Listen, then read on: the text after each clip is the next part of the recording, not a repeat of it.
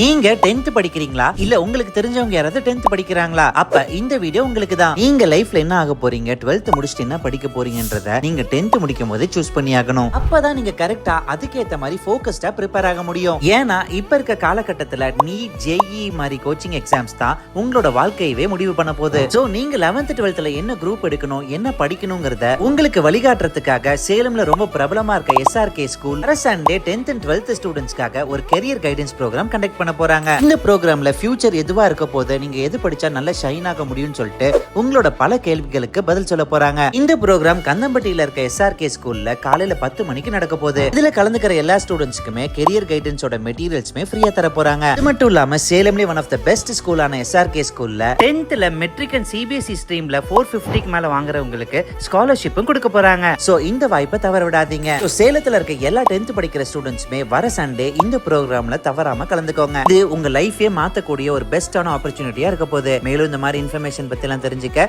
Smart Salem பேஜை follow பண்ணிக்கோங்க.